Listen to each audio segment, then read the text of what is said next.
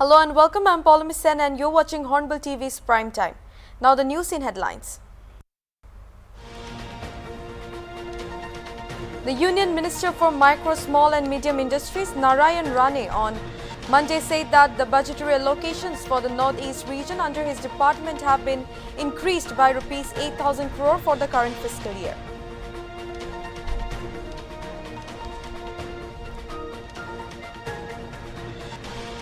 The United Democratic Party in Meghalaya on Monday released its second list of 2 candidates for the upcoming assembly elections.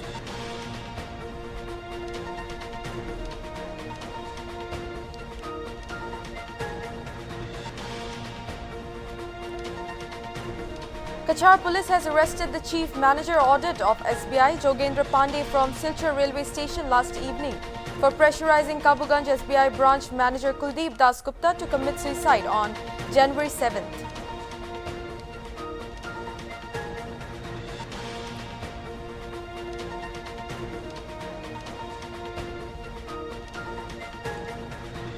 The Swiss ambassador to India, Rolf Heckner, said that black money is not an issue anymore and that he almost heard nothing or hardly anything about it the last 2 years.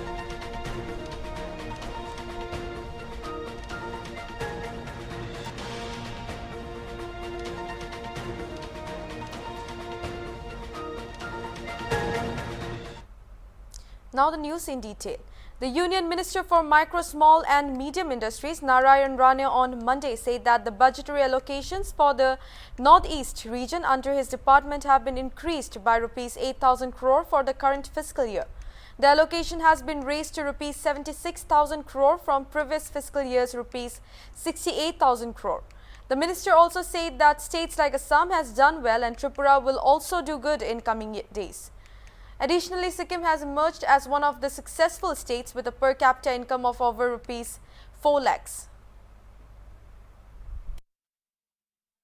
ये तो भारत सरकार, केंद्र सरकार, माननीय पंतप्रधान मोदी जी, इन्होंने हमें सभी कैबिनेट मंत्री को कहा है कि आप 8 राज्यों में जाइए और वहाँ का विकास के लिए डिपार्टमेंट का उपयोग करिए। इसलिए हम आए और बार बार आते रहेंगे। हमारे स्कीम का इम्प्लीमेंटेशन यहाँ करेंगे। हमारे पंतप्रधान आत्मनिर्भर भारत बनाने जा रहे हैं। 8 साल में उन्होंने देश के लोगों के लिए 30 योजना अभी तक घोषित की। आपको मालूम है ये साल में 80,000 लोगों के लिए, गरीबों के लिए अनाज घर पहुंच अनाज करने का योजना जाहिर किया। उसमें 2 लाख करोड़ का खर्चा है। ऐसी 30 योजना है। गैस की घर पहुंच गैस की योजना, महिलाओं के लिए घर तक पानी पाइप से पहुंचाने की योजना, ऐसे 30 योजना है। वो 8 साल में पंतप्रधान जी ने भारत आत्मनिर्भर बनने के लिए दुनिया में अमेरिका, चीन के बाद आर्थिक क्षेत्र में तीसरे क्रमांक में भारत पहुंचने के लिए हमारे पंतप्रधान जी का और उनकी टीम जो हम लोग है, हमारी कोशिश उसमें लगी है। मैं इतना ही कहूँगा, इसमें आप लोग मार्गदर्शन भी कर सकते हैं। क्रिटिसाइज करने का तो हक तो मीडिया ने आपको दे दिया है, तो मैं कुछ ना नहीं कहूँगा, मगर अच्छा को अच्छा कहना इंसानियत का धर्म है। तो मैं चाहता हूँ हमारे पंतप्रधान जी, हम लोग जो कर रहे हैं अच्छा आपको दिखाई तो लोगों तक पहुँचाइए। ये क्यों कर रहा हूँ कि अभी चुनाव आ रहा है, यहाँ चुनाव होने जा रहा है, तो ये चुनाव में हमारी भारतीय जनता पार्टी की सत्ता है। फिर सत्ता आ जाएंगे तो हम आपको दिखाई देंगे और इससे स्पीड में काम करेंगे। तो ये हमारे विचार, हमारा काम, कार्य, पंतप्रधान जी का काम लोगों तक तो पहुंचाने की विनती करता हूं। और मैं आने के बाद आप आए, हमारे विचार, आपके विचार मैं सुना। Thank you very much. देखिए, एमएसएमई का मेन बेस यह है कि एमएसएमई का मतलब है माइक्रो, स्मॉल, मीडियम इंटरप्राइज। हम ज़्यादा करके जैसे छोटे जो है माइक्रो में उद्यमी बनने चाहते हैं, उनको हम 1 लाख केस से 50,000 से 1 लाख से 1 करोड़ तक का लोन देते स्मॉल में हम 50 करोड़ तक लोन देते हैं स्मॉल में, और मीडियम में 250 करोड़ तक लोन देते, उनको मदद हम करते हैं बैंक से इससे। फिर बाद में उसमें भी अलग अलग योजनाएं जो सपोर्ट करती है। तो हम अभी तक ज़्यादा आप देखिए तो आसाम में कितनी स्कीमें आज चालू है, सिक्किम में देखो चालू है। Sikkim per capita income 4 lakh के ऊपर है, 4,03,000 है आज की तारीख में। वहाँ एमएसएमई ने अच्छा काम किया है, आसाम में अच्छा काम चालू है। उसी तरह त्रिपुरा में काम चालू किया है। तो त्रिपुरा का भी अगले 3 साल में 2.5-3 लाख तक हमारा पर कैपिटा इनकम जाएगा, ये हम उम्मीद रखते हैं। National People's Party National President and Chief Minister Conrad K. Sangma said that the Uniform Civil Code is something which cannot be accepted by his party. Speaking to reporters, Sangma said that the particular UCC bill is a private member bill and it is not a government bill, and hence there was no specific information that this particular bill was brought in. The bill is a private member's bill. It's not a government bill, number one. And hence there was no specific information that this particular bill was being brought in was there, because it was a private member's bill. So private member's bill can come up, and it has come up. So that's number one. So it's not a government bill, it's a private member's bill. Number two, the Uniform Civil Code and the kind of approach that is there to the Uniform Civil Code will very, very extremely and in a very negative manner impact the culture and the way of life of the tribes of the Northeast and the culture of the Northeast, and especially among the matrilineal tribes, especially in the state of Meghalaya. So therefore, for us as a party, I don't want to say as a government right now, but I'm speaking as a political party, we are very clear that Universal Civil Code is something that cannot be accepted by the National People's Party. Or at least it should not be, it should be certain areas of exemption. There may be certain areas where the central government wants certain things to be done, certain concerns are there which we are not aware of. But anything that happens should not affect the culture and the way of life of the people of Meghalaya. Uniform Civil Code would mean that how would the property be transferred to the the children. So if the Uniform Civil Code says that it has to go to the eldest son, like it's done in the other parts of the country, then it doesn't go with the culture of the state where we give it to the youngest daughter in many tribes. So hence these kind of conditions are there which need to be discussed in detail, and hence we don't know what kind of a bill will ultimately come out if it comes out by the government. So we cannot say right now without seeing the actual bill that government will come out with. This is just a private member's bill. Difficult to say, but the whole concept of UCC is something, if it goes in toto and if it's going to be a uniform, means it's going to be a strict uniform where they're going to change the cultural practices of the state of Meghalaya. Obviously, that's something that we as a state, as a party, cannot accept it. Supreme Court Particular bill. Sangma said that the UCC and the kind of approach that is there will very extremely and in a negative manner impact the culture and the way of life of the tribes of the Northeast, especially among the matrilineal society like in the state of Meghalaya. He said that there may be certain areas where the central government wants certain things to be done, certain concerns are there which the state is not aware of, but anything that happens should not affect the culture and the way of life of the people of Meghalaya.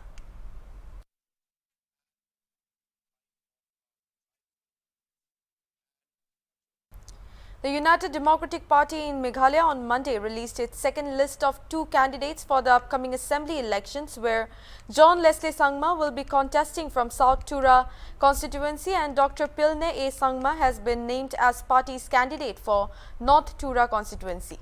While John Leslie Sangma, a former MLA, will contest against the state's Chief Minister Conrad Sangma, Dr. Pilne A. Sangma has been pitched against her uncle and NPP candidate Thomas A. Sangma. Dr. Pilne is the only female candidate of the party so far, as 34 names has already been declared. UDP President informed that they will soon release the third list, where names of 5 sitting legislators who defected to the party will be announced. The President admitted that the party is still trying to fill up candidates in all 60 constituencies.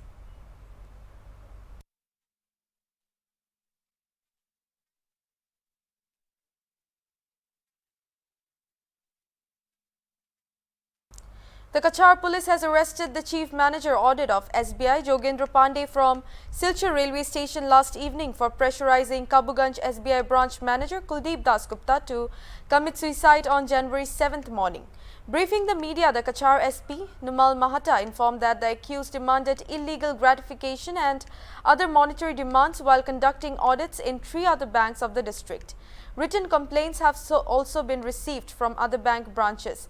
Prima facie evidence points Pandey as compelling Dasgupta to commit suicide, for which a case has been registered against him. State bank of India का जो branch office है, उनका branch manager, उनका नाम है Kuldeep Dasgupta. He is 38 years old. तो उसने early morning में सुबह उसने आत्महत्या किया, और आत्महत्या जब किया उसके बाद हमको जब खबर मिला सुनाइस थाने से, इमीडिएट हमारा पुलिस वहाँ पे पहुँच गया। उसमें तदंत किया, उनका और बाकी जो फॉर्मेलिटीज़ है उसको ऑब्जर्व करने के बाद हमने पूरी चीज़ को जांच करने के लिए हमने शुरू किया। और इस समय में हम जब इन्वेस्टिगेशन हमारा चल रहा था, तब हमको पता चला कि during the time of his suicidal incident वहाँ पे ऑडिट चल रहा था। ईयरली जो ऑडिट चलता है बैंक का, ऑडिट चल रहा था। तो जो ऑडिट ऑफिसर था उनका नाम था जोगेंद्र पांडे। ये बाहर से थे, पटना से थे, और ये कुछ दिनों से वहाँ ऑडिट कर रहा था। तो कुछ लोगों ने हमको बताया कि there was some pressure on him. तो हमने उसको, जो ऑडिट ऑफिसर हैं वो ही is a chief manager audit, तो उनसे हमने पूछताछ किया, और टेक्निकल एनालिसिस करने के बाद हमको पता चला कि the victim was under tremendous mental pressure, जिसके वजह से उसने सुसाइड करने के लिए मजबूर हो गया। तो अभी हम लोग जो इन्वेस्टिगेशन करते हुए हम लोगों ने प्राइमा फेसी जो है केस का, वो इस्टेब्लिश हुआ है जोगेंद्र पांडे के एजेंट्स में, और उनको हमने अरेस्ट किया है, और बाकी इन्वेस्टिगेशन अब चल रहा है। अभी यही है अभी तक कि coming under tremendous mental pressure, जो प्रेशर जोगेंद्र पांडे ने इलीगल ग्रेटिफिकेशन के लिए दिया था, उसके तहत उसने सुसाइड करने के लिए बाध्य हो गया, और उसके ऊपर हमने अभी केस रजिस्टर किया है अंडर 306 IPC, और उनको हम अरेस्ट कर रहे हैं। और बाकी हम जो इन्वेस्टिगेशन है चालू रहेगा, और इसके अंतराल में इसके बिहाइंड में अगर कोई लोग हैं इसके, तो उनको भी हम लाएंगे। इन्वेस्टिगेशन के परव्यू में जो भी आएगा उसको हम मतलब ला के उसको हम will arrest them.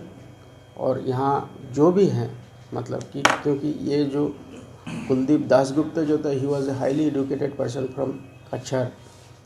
Tamil Nadu Governor R.N. Ravi today walked out of the assembly after Chief Minister M.K. Stalin moved a resolution asking the Speaker to take on record only the speech prepared by the state government and remove the portions the Governor added to or skipped from the customary address. The Assembly adopted a resolution to record only the Governor's original speech, which was prepared by the state government and translated by the Speaker. R.N. Ravi walked off in a huff without even waiting for the national anthem sung moments later. The governor had skipped parts of the address prepared by the state government, which had references to secularism, describing Tamil Nadu as a haven of peace, and mention of leaders like Periyar, B.R. Ambedkar, K. Kamaraj, C.N. Annadurai and Karunanidhi, after which the chief minister moved the resolution. He also did not read the reference to the Dravidian model that the ruling DMK promotes. M.K. Stalin in the resolution said the governor's action was against assembly traditions.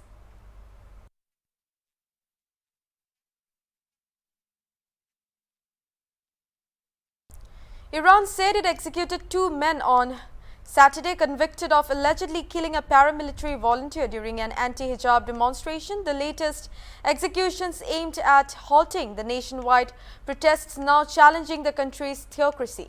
Mohammad Mehdi Karami and Syed Mohammad Hussaini accused of killing Rohullah Ajmain, a member of the Basiji militia linked to the Revolutionary Guards, Iran's ideological army, on November 3rd in Karaj, west of Tehran, were hanged on Saturday morning, making it 4 men known to have been executed since the demonstrations began in September over the death of Mahsa Amini.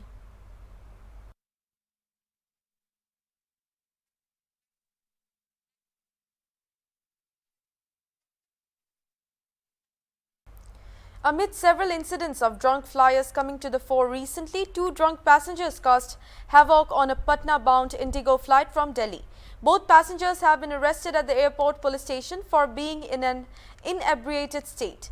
Patna Airport SHO Robert Peters said that the police took action after the manager of Indigo filed a written complaint against the accused. He further said that the accused would be produced before the court. The brawl took place on Indigo flight number 6E6383. वाली जो flight थी उसमें flight manager के द्वारा सूचना दी गई और उस सूचना पर जैसे ही वो फ्लाइट यहाँ पर लैंड की है थाना से पदाधिकारी वहाँ पर गए और मैनेजर ने ही उनको फ्लाइट के दौरान ही अलग रखा हुआ था, उनको हैंडओवर कर दिया और थाना लाया गया। उनको ब्रेथ एनालाइजर से जब चेक किया गया तो ये पाया गया कि वो शराब के नशे में थे और धारा 37 एक्साइज एक्ट के तहत उस पर कार्रवाई की गई और कांड संख्या 3/23 दर्ज किया गया। अभी तक किसी प्रकार की उस तरह की सूचना नहीं है, शराब के नशे में थे ये सूचना मिली। According to the sources, before landing, Indigo informed air traffic controllers that 2 passengers were carrying liquor. The passengers were stopped by the crew members for consuming alcohol and they apologized in writing for the incident, the sources said.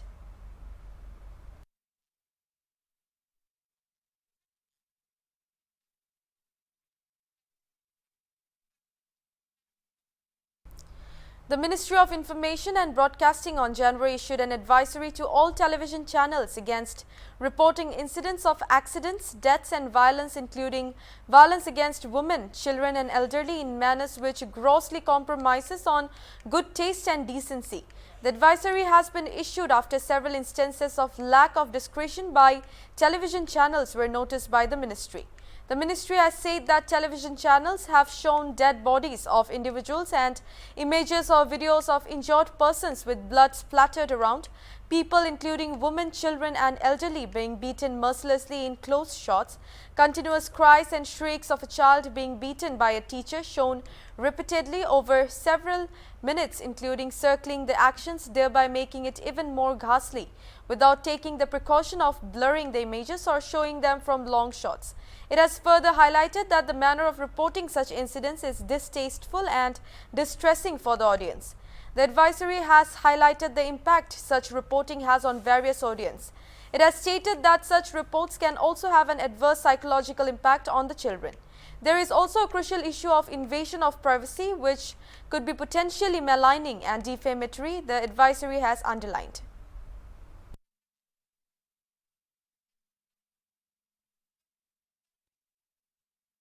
The Swiss ambassador to India, Rolf Heckner, said on Monday that black money is not an issue anymore and that he almost heard nothing or hardly anything about it the last 2 years. He said that the matter was dealt between India and Switzerland through bilateral treaties in 2018. I have been Swiss ambassador to India for more than 2 years and I almost heard nothing or hardly anything about black money.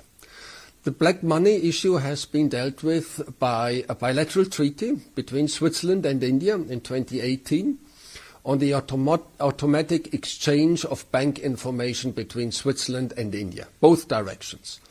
And we had now several batches of information exchange between Switzerland and India. So the black money issue isn't an issue anymore. There is not one cloud over the bilateral relations when it comes to our financial relations. On the contrary, I think I see a lot of convergence now because sustainability is something that is very dear to the Honourable Prime Minister, and the same applies to the Swiss government. The president of Swiss Confederation, Alain Berset, is likely to visit India this summer. The Swiss ambassador to India, Rolf Heckner, while speaking about the two countries' 75 years of friendship, confirmed the news and said that he is expecting a high-level visit from Switzerland to India and are in contact with the Swiss government. In 2022, Switzerland positioned herself incredibly well for our people-to-people relations, and that is the foundation at the end of the day of our relations. Now, looking into 2023, I would like to see our bilateral relations accelerating. And I would say we have three opportunities to do that. First, 75 years. India is celebrating an incredible journey of 75 years of independence.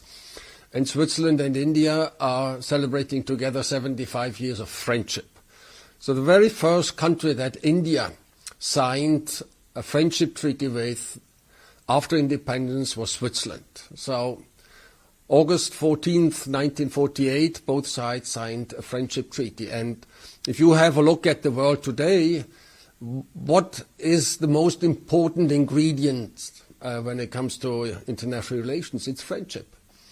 So, 75 years of friendship between Switzerland and India in an international environment of shifting sands, and I'm expecting a high-level visitor from Switzerland. So this is definitely one focus. High-level visitor, which means the top man? Yes, I'm expecting the president of the Swiss Confederation to India, yes. When is the visit expected?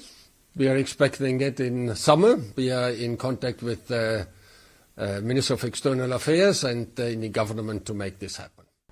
That was all the news for this hour's bulletin. Thank you for watching Hornbill TV and stay tuned for more news and updates.